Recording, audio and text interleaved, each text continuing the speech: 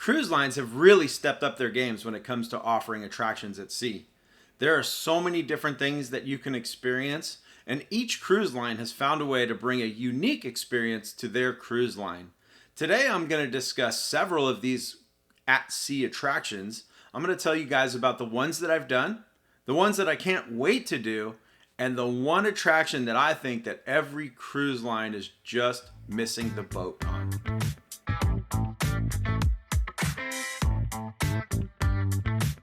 Innovations when it comes to attractions at sea have been around for quite some time.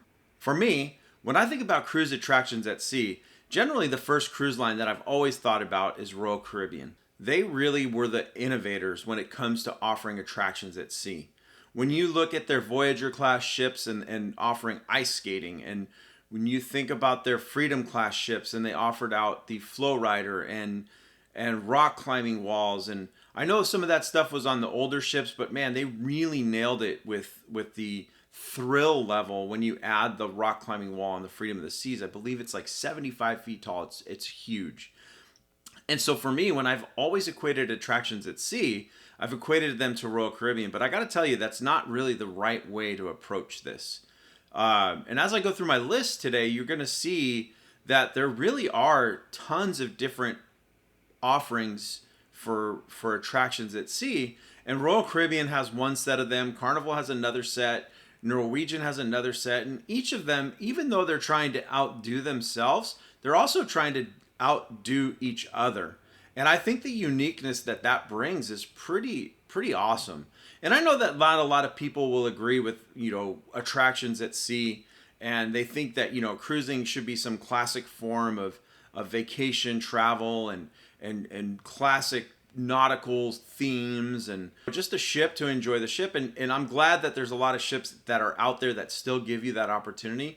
But when you look at what each of these new ships that are coming out is bringing, you can tell that the customer is just asking for more and more and more fun.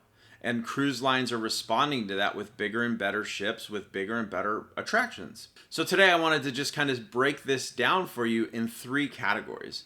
And the first category I wanted to go into is just cruise ship experiences and attractions that I've had personally while at sea. The second is going to be cruise ship experiences that I know are out there and I cannot wait to experience. And the third one is going to be all cruise ships and cruise lines are missing out on, which I think would be just a complete game changer. That's just my honest opinion though. And you guys will have to wait to the end to hear that. So let's start off with the first category. In the first category, it's the attractions that I've experienced at sea. And I wanted to start off with this one because I think I've been able to accomplish a lot, most of which has been on Royal Caribbean, a little bit on Carnival, a little bit on NCL, but even on those ships, I went on some of the older classic ships that didn't really offer a lot of the amenities. So the first one that I wanted to talk about is the carousel. Anyone who's been on an Oasis class ship knows that carousel is the centerpiece of that boardwalk. Taking out the aqua theater, obviously that's a completely different topic. But when you talk about attractions, you can talk about the carousel. Such a unique feature to have on a cruise ship. And I got to tell you, when I went on Allure having a young child, man, we spent a lot of times and a lot of go-rounds on that merry-go-round. And it was just an awesome, awesome experience. The second one that I've really enjoyed is the Flow Rider. Man, I remember being on the Liberty of the Seas in 2008 and just doing my best. And I got up on my knees. I couldn't surf, but I got up on my knees. I was boogie boarding. I was spinning 360s. I was having just such a blast. And, you got to wait in line for this thing, but if it feels like you're being at a theme park or whatever, but it just adds another excitement level to the day. The third thing that I remember experiencing on both Allure of the Seas and Liberty of the Seas is their rock climbing wall. There's just something special. It's so fun to go rock climbing, indoor rock climbing as it is, but to do that on a cruise ship, outdoors, overlooking the sea, man, that's just, it's fun. It's fun to be active, and it's fun, and it's thrilling. The third thing that I really enjoyed was on the Disney Cruise Line, and that is the Aqua Coaster. Such a fun rendition of a water slide at sea where you get to go up and down and around. And Disney's not the only one that I've experienced it on. If you've been on the Navigator of the Seas, they also have the Blaster. And that's the same type of experience. It's an aqua coaster. It blasts you up. It spins you around. It takes you off the side of the ship. And when you just come off that thing, you just cannot help but smile and just reminisce on the amazing, amazing experience that you just had. The next thing that I've experienced that I think is a really fun and like nostalgic experience on a cruise ship is ice skating. It's so fun to jump into an ice skating rink while you're in the middle of the Caribbean Ocean. It's 89 degrees and humid outside, and you go into the Studio B and you're down there and boom, ice skating rink. And you put those on and they're spinning the tunes and you're skating in circles.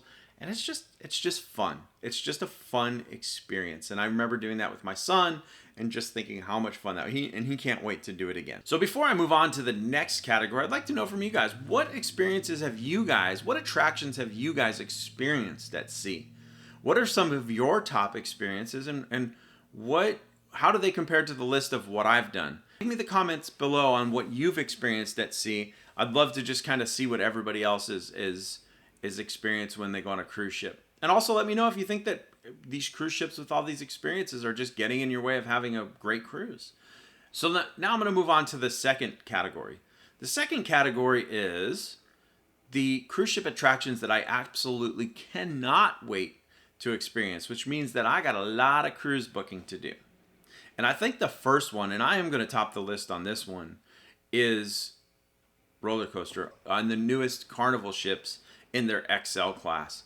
That thing just looks fun and amazing. The next attraction at sea that I cannot wait to experience is the NCL racetrack. You know, in April of 2020, I had a cruise booked on the Joy, and I was just looking so forward to riding that racetrack and just being out there on top of a cruise ship, zipping around, weaving in and out, competing against other people. I just couldn't wait to experience that. And unfortunately, haven't been able to do that yet, but it is on the list. The next attraction at sea that I'm really looking forward to trying, and I've seen this across several cruise lines. It's on NCL, it's on MSC, it's on Carnival. Don't think I've seen any of this on Royal Caribbean ships, but definitely those other three have this, and that's a ropes course. With some of the thrills that they add to these ropes course, I know on NCL you like walk out over the sea and you're standing on like a plank, tethered. That to me looks frightening and exhilarating all at the same time, and I absolutely cannot wait to do that. Along with, they have little mini zip line parts on it and just all kinds of just fun. And it's just something, again, being active, finding thrills, those are the kind of things that excite me about being on a cruise ship, and I just can't wait to experience that. The next one is on NCL too, and that's the drop slide. I've seen this on the Breakaway and Breakaway Plus class ships, and that's the drop slide that the bottom falls out, it loops you around. That thing looks so cool. I see people getting stuck in there all the time, and then they have to like drop the bottom out and crawl out, and I just think that's just amazing. The next attraction at sea that I'm really looking forward to is Carnival Waterworks. They got all kinds of little. I think this is on the Excel class of ships too, especially the one that I'm thinking of right now. Not specifically to that ship, but the waterworks that I'm thinking of. Man, water slides, dump buckets. Just looks like it'll be so much fun to spend the day out there with the kids and just really soaking up the water and the sun all at the same time. Before I get to the next set of attractions that I want to try, which are actually going to be the ones that are coming up on my next cruise, I'd like to take one quick second to ask you to subscribe to my channel. It would really help if you guys could just click that subscribe button, hit that little notification bell, give me a thumbs up if you like this video, if you like the topic that we're talking about. It helps me to understand what my audience wants to see, help me grow this channel, get the word out there that we're talking about some fun stuff, that I'm giving a good opinion, and that you guys are liking the content that I'm bringing you. The next set of attractions that I am going to experience on my next cruise I'm really excited about, and I've got the plan, get them reserved as soon as I get on board, and just try to experience this stuff as much as I can. And since my next trip is on Odyssey of the Seas, there's three specific things to this ship that I don't think that I would be able to try unless I went on another Quantum class ship. The first one is the North Star. Man, I know I'm sure there's a lot of people that think that, that's boring. You're just going to go in this arm and it's going to do these things. But to me, first of all, being lifted up another 100 and something feet above the ship is just super exciting. Looking down, seeing the view, seeing what everyone's doing, soaking that in, so exciting for me. And then doing the experience at sea where it like swings you out over the side of the ship. Man, I just cannot wait to experience the North Star. The next one that I can't wait to experience on Odyssey is also, it's on the Quantum ships, but it's the bumper cars. I don't know why, but the bumper car situation just sounds so fun to me. Being up there in the Seaplex, they got the TVs on, music blaring, you got playmakers up there on this ship, and just being out there, I don't know. Maybe it's going to feel like a carnival, maybe not, I don't know. But I'm excited to experience that. And the final thing, and probably not the one that I'm looking the most forward to, but I've heard a lot of really good things about it, so I definitely want to experience it so I could bring you guys some feedback on it, is the virtual reality experience that they have on board the ship. And I've heard it's really cool. I've heard it's really immersive and just something you got to experience. So I'm looking forward to bringing you guys back some feedback on how and what that experience was like. So those are the attractions at sea that I've experienced, the ones that I haven't experienced but want to experience, and the ones that I'm going to experience on my next cruise.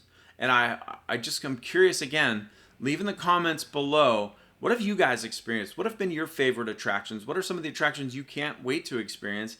Or do you just think that all these attractions should be kicked off the cruise ship? The cruise line should be going back to the size of Serenade of the Seas and just cruising to the ports. Drop me off. I want to go to the beach. I want to see some culture. I don't need a roller coaster at sea. I'd love to know your guys' thoughts about that down below.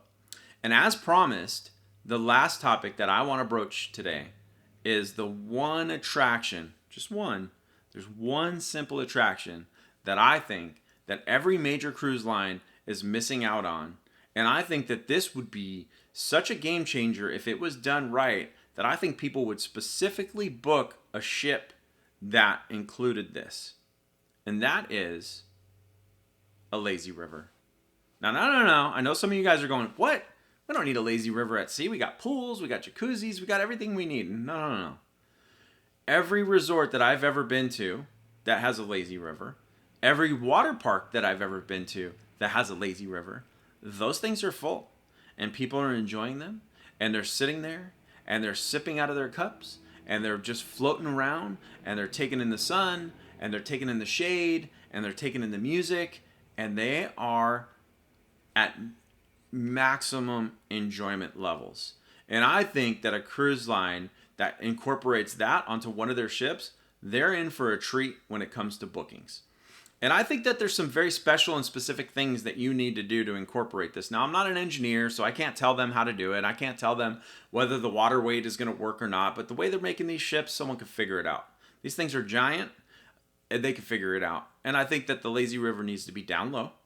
It needs to be on one of those promenade decks that circles the ship. I think that deck needs to be made a little bit wider and the hotel structure a little bit narrower. I think it needs to wind all the way to the front. I think then it could cut through the interior of the ship somehow, maybe at the back, maybe at the front. I'm not sure. Like I said, I'm not the engineer. I'm not designing this thing, but I think it's going to go through a glass tunnel so that the outside air is not getting inside the ship. Just a nice glass tunnel.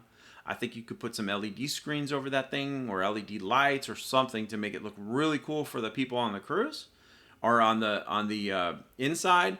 And I think you're going to make it look really cool for the people that are on the inside of the ship, and just play colors or features or sharks or whatever.